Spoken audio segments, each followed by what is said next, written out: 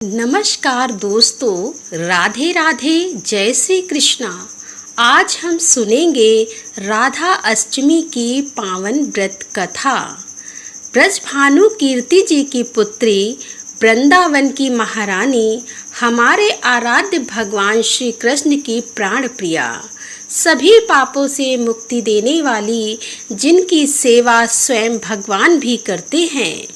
ब्रज के कण कण में जिनका वास है, जिन्होंने सबको प्रेम की परिभाषा बतलाई है और जो प्रेम का ही स्वरूप है, वही किशोरी जी के जन्मोत्सव की श्री राधा अष्टमी की हार्दिक शुभकामनाएं। श्री राधा रानी का आशीर्वाद सभी भक्तों पर सदा बना रहे। धार्मिक मान्यताओं के अनुसार राधा रानी की पूजा के बिना भगवान श्री कृष्ण की पूजा अधूरी मानी जाती है। कृष्ण जन्माष्टमी की तरह ही राधा अष्टमी का त्यौहार बड़े धूमधाम के साथ मनाते हैं। धर्मशास्त्रों में कहा गया है कि राधा अष्टमी का व्रत किए बिना कृष्ण जन्माष्टमी का व्रत अधूरा माना गया है। राधा अष्टमी यानी देवी राधा का जन्मदिन इनके जन्म स्थल बरसाना सहित पूरे ब्रजभूमि में उत्साह पूर्वक मनाया जाता है।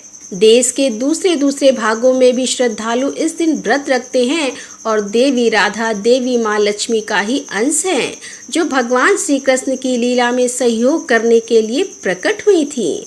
ऐसी धार्मिक मान्यता है कि देवी राधा के जन्मदिन यानी भाद्र शुक्ल अष्टमी से कृष्ण पक्ष की अष्टमी तक जो साधक देवी राधा की पूजा करते हैं और राधा मंत्रों का जप करते हैं, उन पर देवी लक्ष्मी की खास कृपा होती है। पौराणिक कथाओं के अनुसार राधा माता गोलोक में श्री कृष्ण के साथ निवास करती थी। एक बार देवी राधा गोलोक से कहीं बाहर गईं। जब वापस आई तो देखा कि श्री कृष्ण भगवान गोलोक में नहीं है। उस समय भगवान श्री कृष्ण अपनी एक सखी विराजा के साथ गोलोक में घूम रहे थे। यह बात जब राधा जी को मालूम हुई तो उन्हें गुस्सा आया और वो सीधे उनके पास पहुंच गई। वहां पहुंचकर उन्होंने भगवान श्री कृष्ण को काफी भला बुरा कहा। राधा जी का यह व्यवहार भगवान श्री कृष्ण के मित्र श्री सुदामा को बुरा लगा और उन्होंने राधा को पृथ्वी पर जन्म लेने के लिए श्राप दे दिया। राधा रानी को इतने गुस्से में देखकर कृष्ण भगवान की सखी विराजा भी वहां से चली गई। इस श्राप के बाद राधा ने बदले में श्री सुदामा को श्राप देते हुए राक्षस कुल में जन्म लेने का श्राप दे दिया। राधा रानी के द्वारा दिए गए श्राप के कारण श्री सुदामा का जन्म शंखचूड दानव के रूप में हुआ।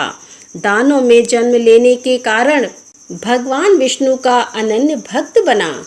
वहीं दूसरी ओर राधा रानी ने भी पृथ्वी पर ब्रजभानु के घर पुत्री के रूप में जन्म लिया। लेकिन राधा रानी ब्रजभानु जी की पत्नी देवी कीर्ति के गर्भ से नहीं जन्मी थी। दरअसल जिस समय श्री सुदामा और राधा रानी ने एक दूसरे को श्राप दिया, तब भगवान श्री कृष्ण ने राधा रानी से कहा कि आपको पृथ्वी पर देवी कीर्ति और ब्रजभानु की पुत्री के रूप में रहना है। इसके आगे भगवान श्री कृष्ण ने राधा रानी से कहा कि जब आप विवाह के योग्य हो जाएंगी तो आपका विवाह मनुष्य के अवतार में नारायण नामक एक वैश्य से होगा। हालांकि वह भी मेरे अंशा अवतारों में से एक होगा। आप धरती पर भी मेरी प्रियतम बनकर ही रहेंगी, परंतु हम दोनों को वहां बिछड़ने का दुख सहना होगा। हे राधा रानी, अब आप धरती पर जन्म लेने की तैयारी करें। सांसारिक दृष्टि से देवी कीर्ति गर्भवती हुई और उन्हें प्रसव भी हुआ। लेकिन देवी कीर्ति के गर्भ में योग माया की प्रेरणा से वायु का प्रवेश हुआ और उन्होंने वायु को ही जन्म दिया।